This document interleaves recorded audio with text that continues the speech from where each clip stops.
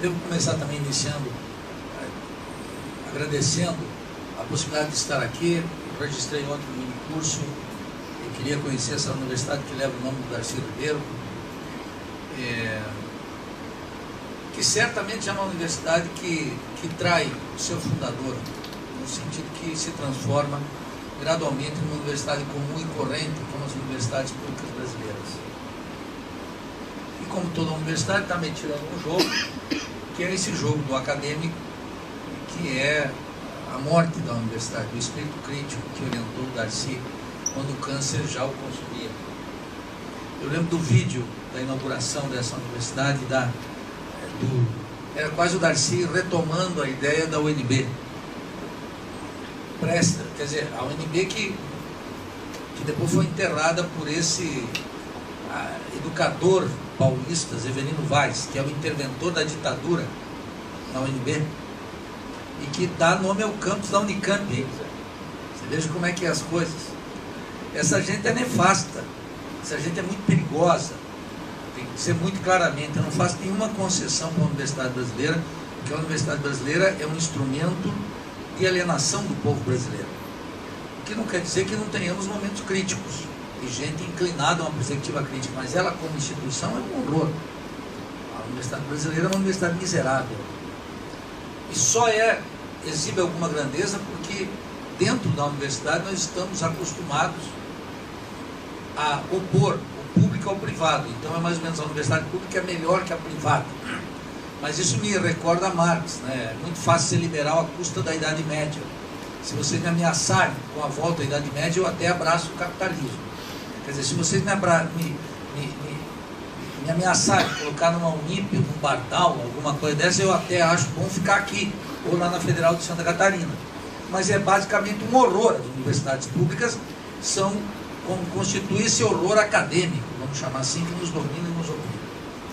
O que eu vou dizer aqui, adotando uma premissa do Marx, são recados que precisam ser muito trabalhados. Nós precisaríamos de um tempo bolivariano para explicar cada um desses pontos. Ou seja, eu precisaria de 5 horas e meia o que eu vou dizer aqui. Então, quero que vocês tomem como hipótese de trabalho que tem atrás uma longa discussão. Pensamento social. Bom, a premissa é uma só. Nós vivemos uma gigantesca derrota política. Isso precisa ser tomado. Mas não pode ser tomado quando dizer assim, porque a direita é o golpe midiático. Vocês queriam o quê? Vocês queriam o quê? Que a Globo não conspirasse contra? Vocês queriam o quê? Que o parlamento fosse uma instituição boa? Que o Supremo Tribunal Federal fosse onde se distribui a justiça da ONU? Isso é assim? Isso funciona assim? Então, tirando essa mimimi petista, essas viúvas do petismo, é preciso chegar à conclusão, e essa é a minha premissa, que uma estratégia de transformação da sociedade brasileira levou a um rotundo fracasso político, econômico e, agregue-se, moral. Então não é um fracasso qualquer. O que as eleições mostraram no último, as eleições municipais mostraram, é a revelação disso, que é algo muito mais profundo. Fracassou uma estratégia que era amplamente dominante no Brasil, que levou a 4 governos petistas. Aqueles 4 governos petistas fracassou. Eu digo isso com muita clareza, porque eu não estou dizendo isso agora. Eu estou dizendo desde que eu saí do Partido dos Trabalhadores. Digo muito claramente. Que lugar eu falo? Falo desse lugar. E falo com essa autoridade. Quem, no 3º ano do primeiro governo petista, disse claramente isso aqui é um fracasso rotundo. Rotundo. Saí, portanto, no auge da ilusão. Quando todos dizem agora está começando a funcionar, eu digo agora isso aqui fracassou. Isso não falo isso para glória pessoal alguma, porque é só para dizer o seguinte: eu não entro e convido a ninguém a entrar nas ondas simpatiquinhas que se formam na sociedade brasileira. Uma atitude intelectual, atitude parentética do Guerreiro Ramos o sujeito tem que ser crítico do que está aí, crítico da realidade. A universidade é miseravelmente cúmplice do que está aqui. Não é crítica. A crítica é muito mal vista na universidade brasileira, como é muito mal vista na sociedade brasileira. A atitude parentética, essa do Alberto Guerreiro Ramos, ela é mal vista. O crítico é quase que um estraga-festas. Como? É uns idiotas critinos, é um chato. Como? Quer dizer, acha que com o quê? Com o bom mocismo nós vamos tirar o Brasil da barbárie em que ele se encontra? Vai ser com bom mocismo? Com simpatiquinho? Não vai ser. Vai afundar mais ainda, que desprotege a sociedade. Se nós estivéssemos vivendo na Suécia, na Finlândia, talvez seria bom, mas nós não estamos. Aliás, lá na Finlândia a crítica come solta. O sistema bancário, por exemplo, a nova Constituição deu cacete nos banqueiros. Esse pessoalzinho, tudo que vive na universidade como você, tudo, vamos ser comportadinhos, vamos fazer só uma coisa, vamos resgatar o lado bom da coisa, veja o Bolsa Família, isso é um horror. Então essa é a premissa. Chegamos, nós temos que explicar, como universitários, se alguém quer ser cientista social, vai ter que explicar por que desse fracasso.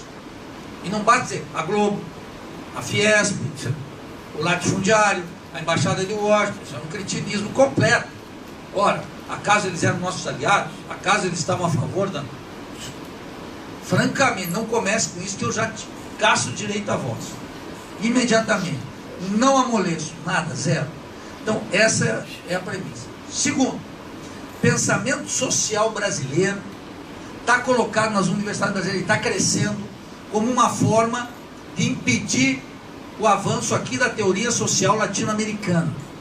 Mais fecunda, mais forte, mais realista e que trata do Brasil. Pensamento social político brasileiro está colocado cada vez mais nos currículos como uma forma de evitar a latino-americanização da ciência social no Brasil e do pensamento crítico latino-americano. É um antídoto. Vou dar 2 ou 3 exemplos disso. Primeiro, vamos pegar o tema do escravismo colonial. Nelson Werneck Sodré, popularizado pelo Goreno. Ficou como tese dele. Estudo sério, a gente tem que explicar, voltar, é aquele negócio. Em 1949, um sujeito chamado Sérgio Bagu, argentino, escreveu um estudo comparado, Economia da Sociedade Colonial, entre o Brasil e a Argentina, 1949, e mostrou claramente como aquele era um capitalismo colonial. Claro, se nós pegarmos a caracterização do Marx, que é do Tom Mundo do Capital, nós chegamos a dizer assim, olha, aqui só tem capitalismo quando tem trabalho assalariado, quando as relações dominantes na sociedade são de trabalho assalariado. Claro, mas o Sérgio Bagu já tinha evitado todo o debate de feudalismo e socialismo em 1949 para mostrar o quê? Que o capitalismo colonial, que o colonialismo aqui, 3 séculos de colonialismo, se orientava pela lógica do lucro. É claro que não tem um capitalismo comercial, mas tem capital comercial. Não tem o capitalismo financeiro, mas tem o capital financeiro, a categoria. E é claro que a relação capital-trabalho não tem uma subsunção real, como Marx mostra, exige Marx no capítulo inédito do Capital. Subsunção real e formal do trabalho ao capital. Um texto inédito, pouco utilizado, agora já é mais utilizado durante muito tempo. Mas a categoria capitalismo colonial já estava posta, de tal maneira que a constituição do colonialismo aqui na América Latina, 3 séculos de colonialismo, 1492 a 1825, já estava caracterizado por uma dinâmica de acumulação mundial, em que o fundamental era todo o capitalismo colonial está orientado pela lógica do lucro. Não é subsunção formal do trabalho ao capital, subsunção real do trabalho ao capital, mas já está dentro da lógica do lucro. Evitaria-se com isso todo o debate se aqui foi feudalismo. De cara, e nós ficamos até avançados dos anos 70 discutindo se eram relações feudais ou não aqui. Isso para mostrar o dano que faz essa perspectiva só nacional. Quero aqui dizer que adorei a exposição que o Marcos fez aqui, mostrando as filigranas do debate, que isso aí é fundamental, porque tem muita agitação e propaganda e pouco cuidado com as datas, o que se queria dizer, o texto, etc. Adorei a exposição dele. Mas o que eu quero dizer, a despeito do rigor da apresentação do Marcos aqui, também a contribuição dos companheiros, evidente, mas a dele foi muito cuidadosa em alguns pontos, porque o que eu estou dizendo é importante. O tema sobre o feudalismo, o capitalismo, já tinha sido evitado se tivesse lido Sérgio Bagul. Mas não só Sérgio Bagul. O tema do escravismo já tinha sido evitado se tivessem lido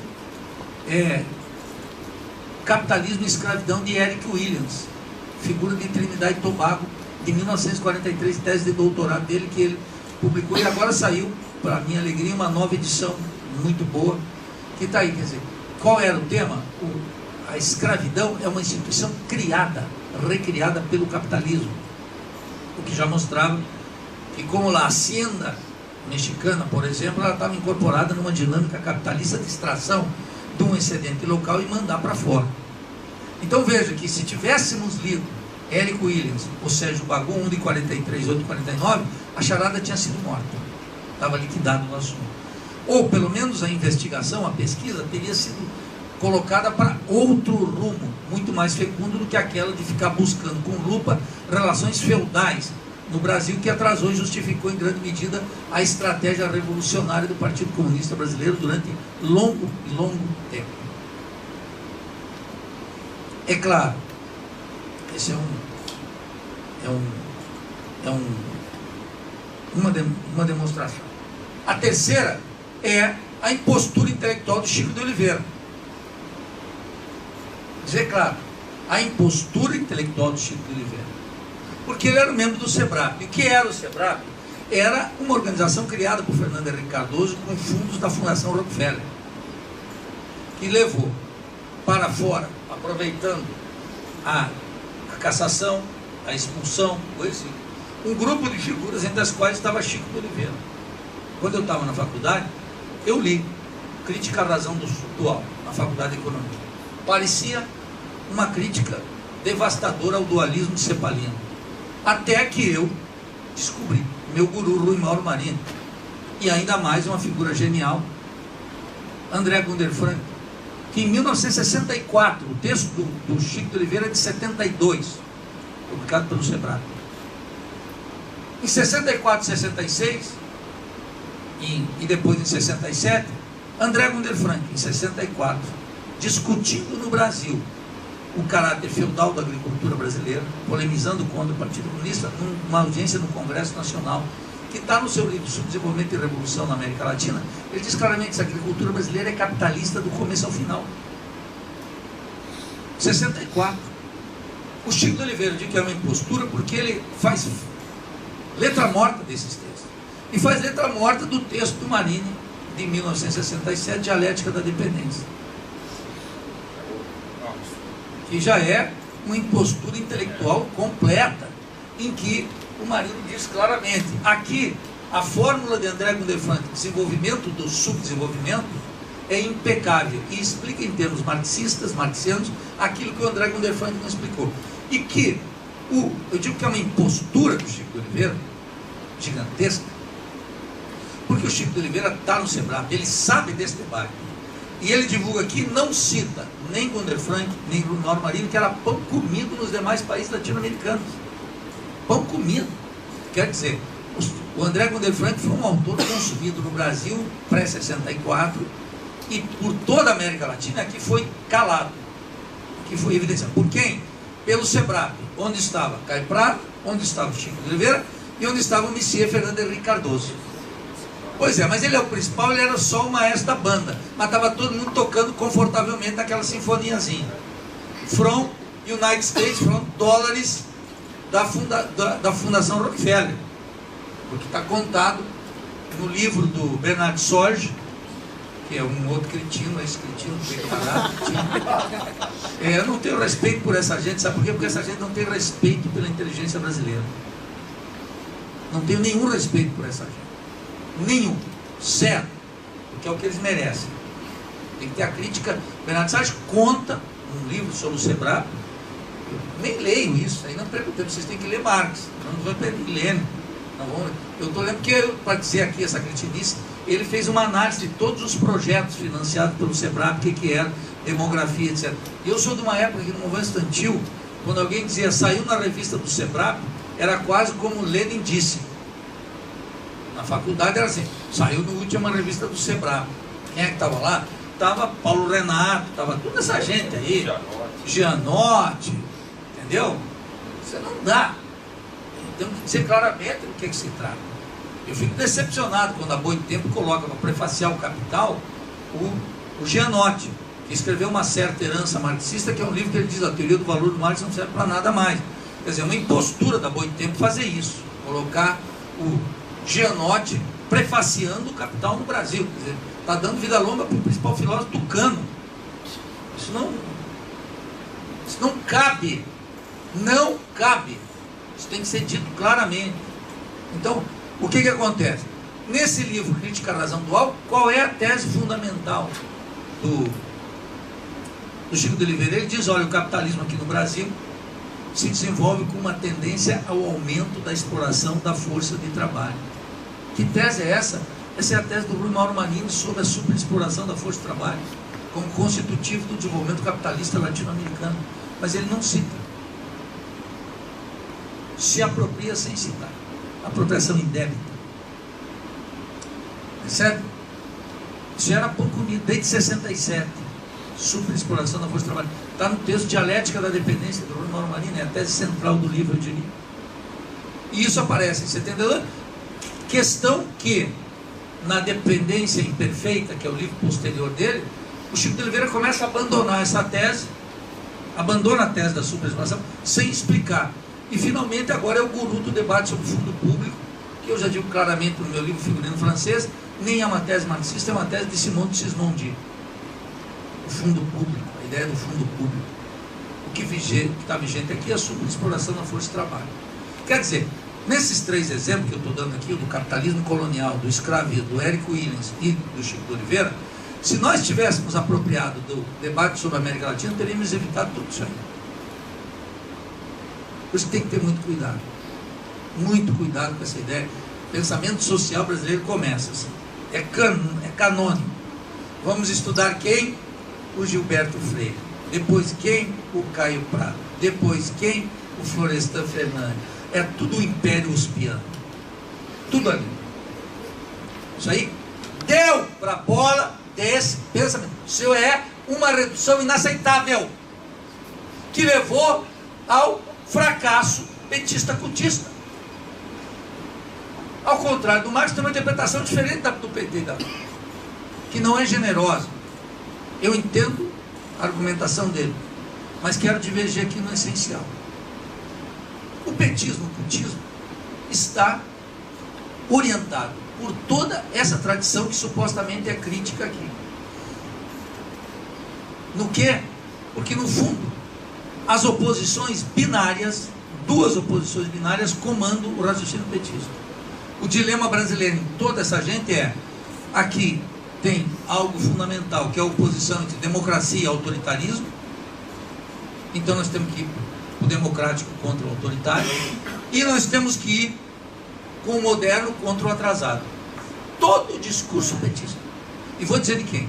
Da filósofa municipal Mariana Chauí, do Paul Singer, de toda essa gente que está aí, toda a intelectualidade petista, toda ela, do Marco Aurélio Garcia, de todos eles. Qual é o tema? O tema é essa oposição binária: atrasado contra moderno, autoritário contra democrático. O Brasil tem que ser. Olha, por exemplo, no discurso da Chauí, qual é o tema? O tema é a sociedade autoritária, o caráter hierárquico da sociedade brasileira, como se tivesse existido na humanidade alguma sociedade que não fosse organizada pelo padrão de dominação de classe hierarquicamente. Percebe? O risco. Então nós estamos nessa mesma coisa. Daí que se deriva a tese do golpe parlamentar. O autoritário volta. Para fazer o quê? Para fazer o retrocesso às leis trabalhistas, do Temer, etc. e tal. Porque a justificativa é sempre a mesma, mas ela é fraca. Ela não pode ser o motivo da nossa análise. A nossa análise não pode estar colocada a partir disso aí. O petismo e o cutismo, então, mais do que de baixo para cima, petismo é uma regressão intelectual gigantesca no Brasil, que agora mostra todas as suas misérias. Mais do que uma resposta à questão social e uma certa coesão social que nós precisaríamos, o cultismo e o petismo foi nada mais nada menos do que uma gigantesca digestão moral da pobreza. O que significa isso? Significa que no discurso liberal do Lula estava se enfrentando supostamente a questão social, não mais como pensava Washington Luiz, supostamente atribuído a ele, a frase atribuída, a questão social em caso de polícia. Então, pela primeira vez, estava se tratando a questão social de frente. Olha a miséria disso. O Lula diz, e os tucanos calam.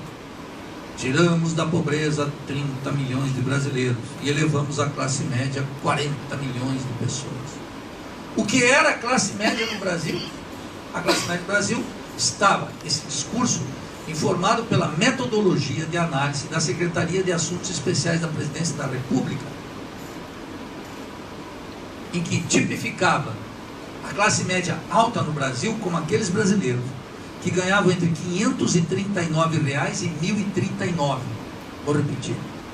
A classe média alta, segundo os dados da Secretaria de Assuntos Estratégicos da Presidência da República, que informa o discurso lulista, tipifica o classe média alta como aquele sujeito que ganha entre 539 e 1.039 reais. O sujeito que fez essa metodologia, ele não quer participar da classe média alta, porque esse cretino ganha muito mais. Eu, por exemplo, nessa tipificação, estou no extrato mais alto, 5%, eu e Eike Batista juntos. Então vocês põem-se no seu lugar, porque eu estou no 5% mais elevado que o meu salário de professor universitário, pronto para entrar na condição titular agora. Percebe como é que é? Então como é que me vem com esse cinismo, essa sem vergonhice, essa falta de rigor, de falar que acabou o pobre, acabou a classe média, porque o Lula, e tudo isso significa o quê? Isso significa que está ocultando algo fundamental. O desenvolvimento capitalista brasileiro funciona na base da superexploração da força de trabalho. E é por isso que o salário mínimo necessário, calculado pelo DIEESE, que seria hoje de R$ 3.900, não contempla, não é contemplado por mais de 80% da força de trabalho no Brasil, que ganha até 3 salários mínimos, ou seja, 2.700, 80%, vou repetir, 80% da força da população economicamente ativa no Brasil não ganha até, quer dizer, ganha até 3 salários mínimos. Mas eu quero dizer assim, 11% ganha meio salário mínimo. E aí vai, entendeu? Quer dizer, a absoluta maioria do proletariado brasileiro não ganha o salário mínimo necessário, aquele tipificado por Getúlio Vargas, lá em 43 ou 44, se não estou equivocado, em que leva-se em conta a metodologia do DIEESE. Estou falando da metodologia do DIEESE, que é petista total. Todos eles são petistas. Se eu pegar a metodologia do DIEESE, que eu tomo como séria, eu digo, olha, isso aqui é uma vergonha. Então, o tema da superexploração foi ocultado pelo Chico de Oliveira. Como foi que é a tese fundamental de quem? De 2 sujeitos, Fernando Henrique Cardoso e José Serra, que escreve um texto contra quem? Contra Rui Mauro Marini, depois que eles voltam de uma temporada nos Estados Unidos. Ganharam uma bolsinha, ficaram lá e escreveram. E Fernando Henrique Cardoso, como intelectual de 5ª categoria que é, professorzinho universitário degradado, mas astuto polemista e tem sempre dinheiro e poder, ele organizou um livro chamado Autoritarismo e Democracia, em que ele coloca lá 7 teses errôneas sobre a sociedade brasileira, em que ele assina com José Serra, em que o fundamental é desbancar as teses do Rui Mauro Marini. Todo o pensamento. Não publica a réplica do Marini. Publica no SEBRAP a crítica dele ao Marini, e o Marini é o contrário. O que o Marini fez? Era diretor da Revista Mexicana de Sociologia no México, publicou o artigo do José Serra e do Fernando Henrique Cardoso e pediu para eles se eles autorizavam, olha, era o editor, porque a prática editorial é a resposta no próximo número. Perguntou a eles se eles se incomodavam de, como editor, já fazer a resposta. Eles disseram que não, e o Marini publicou no mesmo número de 1978, o texto de Fernando Henrique José Serra contra o Rui Mauro, que chama As Desventuras da Dialética da Dependência, e o Marini publica las ilusiones del neodesarrollismo, as ilusões do neodesenvolvimentismo. O petismo é uma miséria gigantesca, porque nunca operou ruptura intelectual qualquer com Fernando Henrique Cardoso, como também não poderia operar nesse sentido qualquer ruptura política no terreno do governo, porque estava orientado pela mesma concepção, ao ponto de que Guido Mantega, que é um ministro que fica 8 anos, né? fica todo o período de Dilma, é quase tão longevo quanto Pedro Malan, que não é pouca coisa, ele escreve um livro miserável que chama Economia Política Brasileira, que é um livro de ataque fraudulento, precisamente contra André Gonde Frank e Rui Mauro Marinho.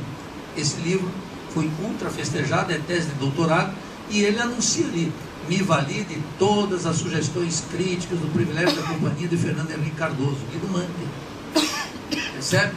O juiz que foi preso agora, o ministro que foi preso agora, que foi, chamamos assim, o grande teórico daquilo que miseravelmente chama nova matriz econômica, que é uma espécie de ruptura com o neoliberalismo de Henrique Meirelles, do governo Lula, e apresenta-se como alternativa. Entendeu como é que é? Se nós estivéssemos, desde, eu digo nós, movimento social, os sindicatos, os professores, os estudantes, as organizações sociais, informadas por esse pensamento crítico latino-americano, nós tínhamos desbancado essa impostura de Maria da Conceição Tavares, de Guido Mantega, de Fernando Henrique Cardoso, de José Serra há mais tempo. E essa lambança não tinha se processado. Não porque, como mostrou o Ricardo, as ideias vão governar, porque nós estaríamos mais protegidos de cair nessas falsas ilusões que governaram e que deixam um monte de gente nesse sentido, quase que numa viuvez, né? Homens e mulheres na viuvez. Olha agora o que vai acontecer conosco. Vai acontecer que estamos libertos disso. É isso que vai acontecer. E nós vamos ter que enfrentar quem? O Temer. Vamos para o palco do Temer, com o substituto do Temer, com o que vier depois dele, tem que ir para o palco. A catástrofe completa pode ser vista com o André Singer, professor da USP, porta-voz de Lula. O que ele diz? Eu não entendo, gente, como é que um governo que evitou o tempo inteiro o conflito de classe, agora foi. Eu não entendo essa violência contra nós e a volta da luta de classes, diz ele, agora precisamente quando nos destitui da presidência com essa. Não entender porque nós sempre quisemos conciliar todos os interesses. Não entende por uma razão muito simples, porque a luta de classes nunca deixou de existir. E a propósito disso, quero dizer algo fundamental. A interpretação, por isso que aqui deitou raízes, essa coisa de quinta categoria que foi fundamentada teoricamente por um sujeito chamado Francisco de Oliveira, que é a política e populismo do Brasil, no livrinho dele. Então, aqui todo mundo está contra o caudilho. Eu estou favorável ao caudilho, quero dizer já bem clarinho. Porque não há transformação social sem o herói. Lamento.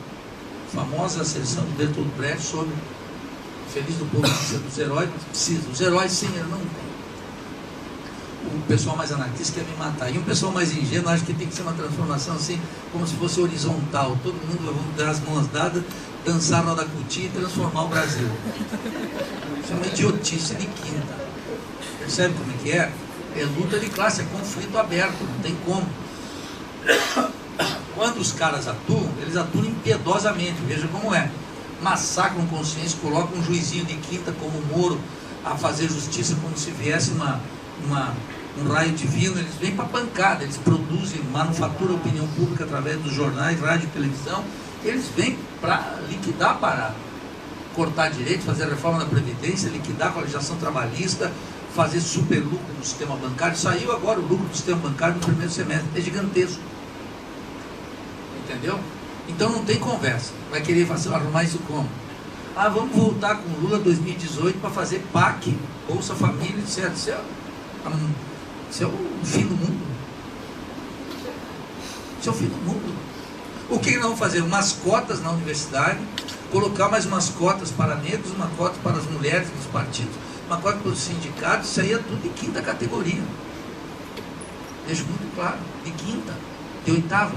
Não porque não tenha discriminação machista ou porque não tem a discriminação racial no Brasil, ao contrário, é isso. Então, o número de assassinatos de mulheres, por exemplo, a violência contra as mulheres é evidente, e todo mundo tem que denunciar, porque ela é diária, ela é contada a cada 11 minutos, não é brincadeira.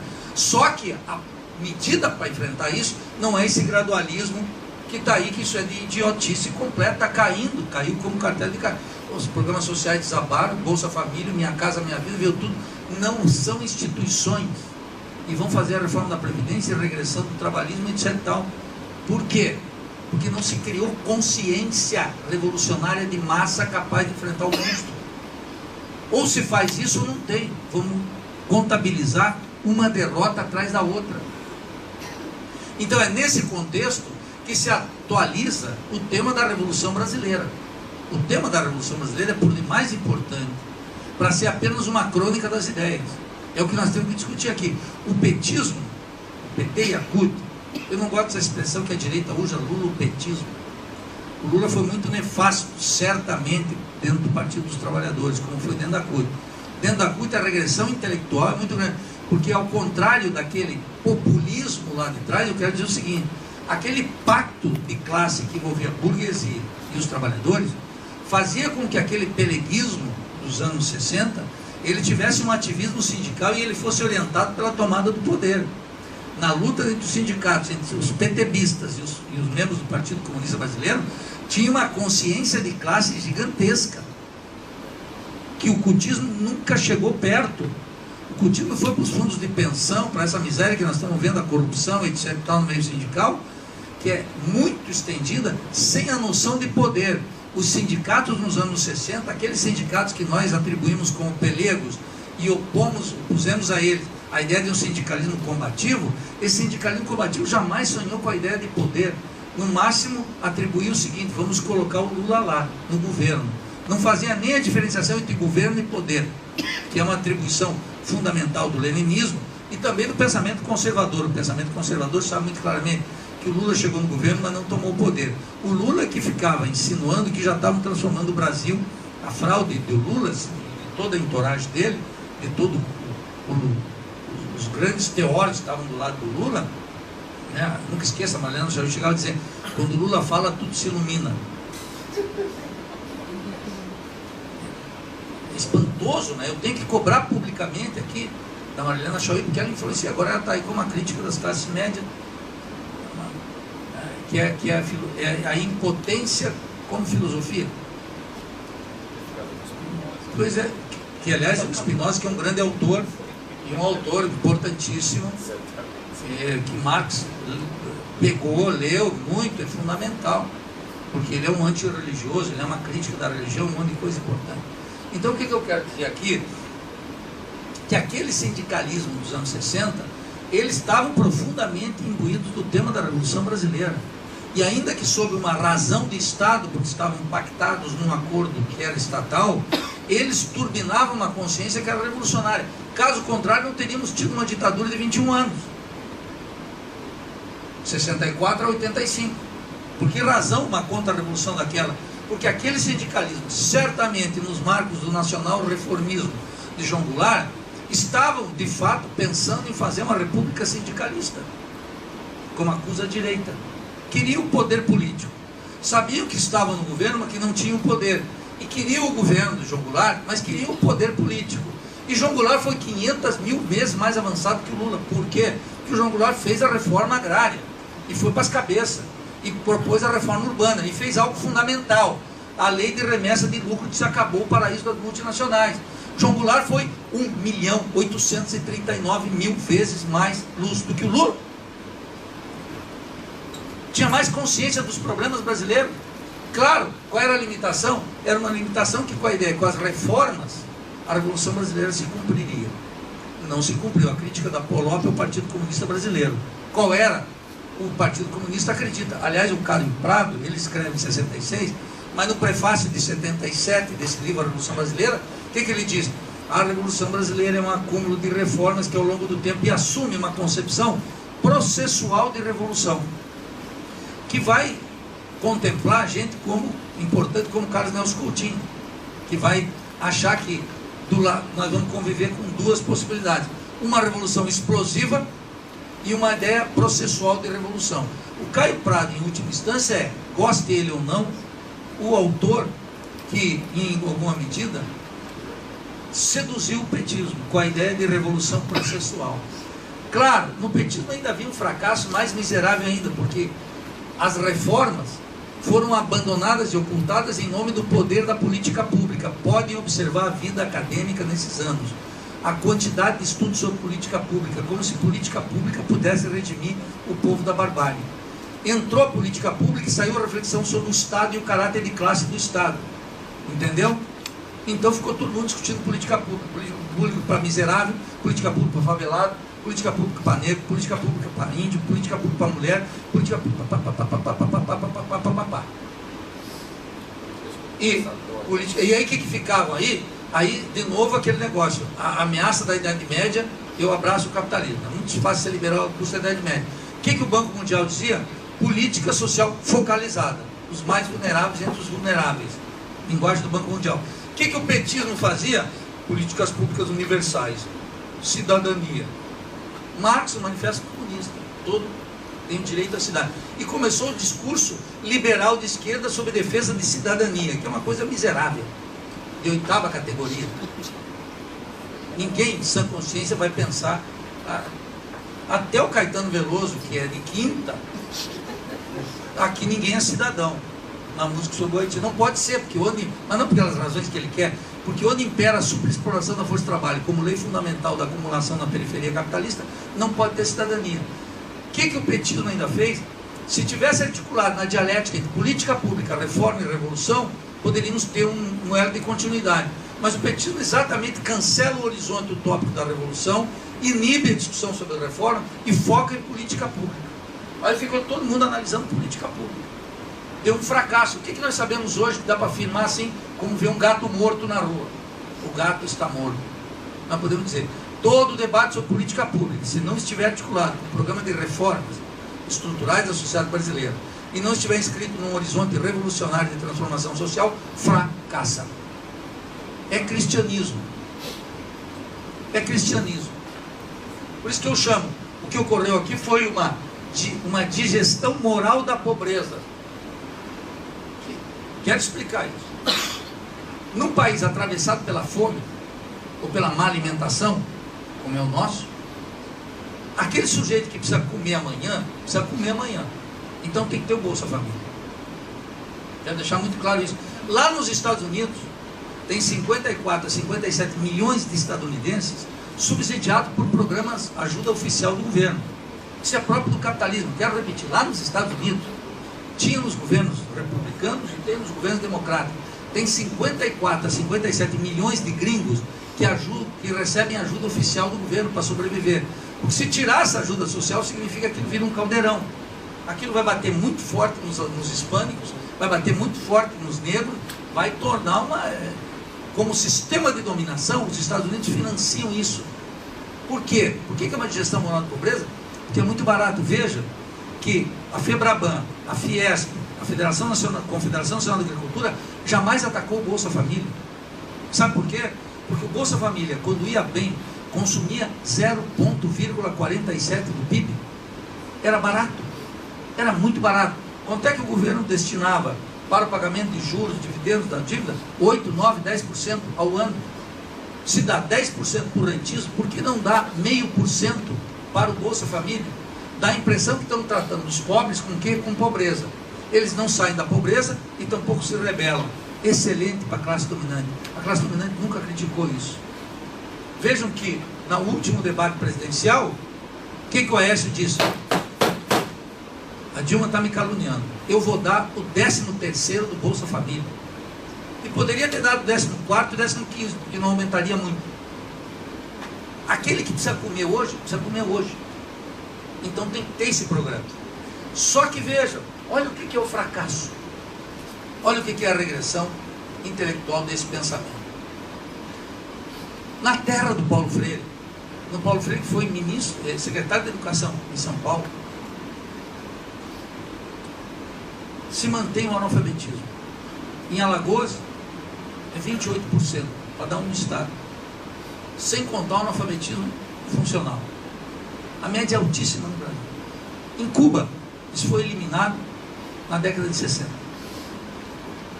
Na Venezuela de Hugo Chávez, isso é residual, foi eliminado, atestado pela Unesco. Nildo, mas tu gosta do caudilho? Eu adoro um caudilho, eu queria ser um caudilho. Se me derem a chance, se vocês me verem por aí candidato a presidente, lá vem o caudilho. O que é o caudilho? O caudilho é o líder militar e o líder político na tradição hispânica. Não tem esse sentido pejorativo que a sociologia da USP dá. Essa sociologia cretina que informa petistas e tucanos, o sistema petucano. Entendeu? Por isso que o Hugo Chávez é odiado aqui. Mas o que o Hugo Chávez promoveu lá na Venezuela? Um sistema de alfabetização, que é o Si Se Puede, orientado pelos cubanos, que erradicou o analfabetismo. Eu estava lá no dia em que a Unesco decretou o fim do analfabetismo na Venezuela e vi o Hugo Chávez reproduzir o ato que Fidel Castro fez em Cuba, distribuindo 1 milhão de exemplares de Dom Quixote de la Mancha.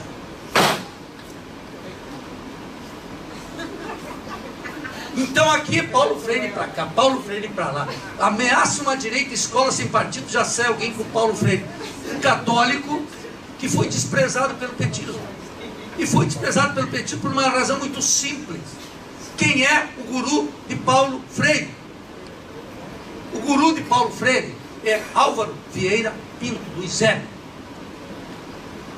O guru, sabe como é que Paulo Freire chamava lá no Chile o Álvaro Vieira Pinto? Meu mestre. E Álvaro Vieira Pinto tem vários escritos sobre educação. Estou concluindo. Ninguém cala um caudilho quando ele está empolgado.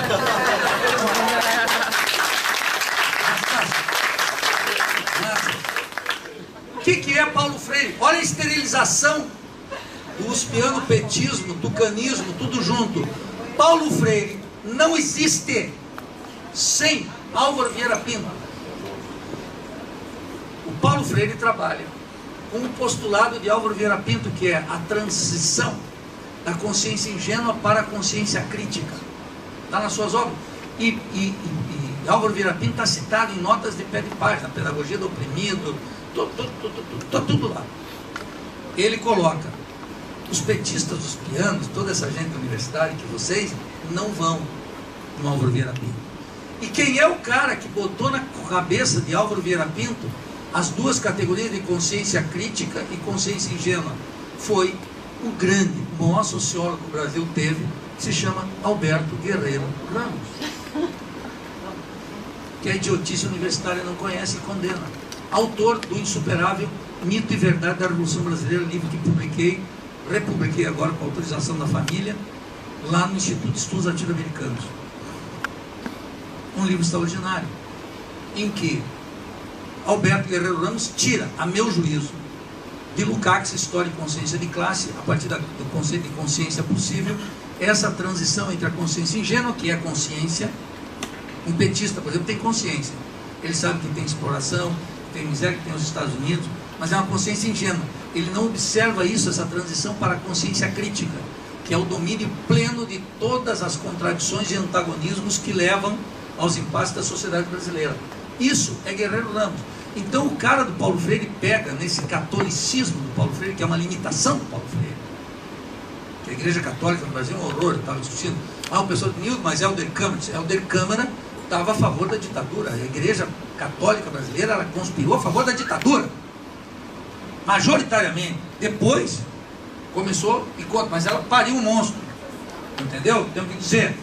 E esse catolicismo aí, que fica todo pensando nas causas sociais, ele é perigoso, porque ele não faz essa transição entre uma consciência ingênua para uma consciência crítica. O sujeito se declara católico, religioso, protestante, eu já fico com o pé atrás, entendeu? Pentecostal, tem que ser evangélico, eu quero saber. Vai ter que se explicar aqui agora, não vai ter nenhum acerto de conta no outro reino, é aqui. Para usar o Michel Louvi, é A Guerra dos Deuses, o livrinho dele, vai ser aqui agora. Então, só que quero concluir com isso assim. Por isso que agora atualizamos o debate sobre a Revolução Brasileira. E o que temos que fazer? Aquilo que o Guerreiro Ramos fez em 62, 63, com o Mito e Verdade da Revolução Brasileira. Fazer o quê? A crítica revolucionária da Revolução Brasileira. o que significa agarrar el toro por los cuernos. Não tem mais conversa fiada. Agora chegou um novo período. Nesse novo período, o pensamento crítico, se não tiver esse pensamento crítico latino-americano, vão ficar desdentados tentando morder a rapadura. Não vai dar. É uma consciência sem dentes para morder. Muito obrigado.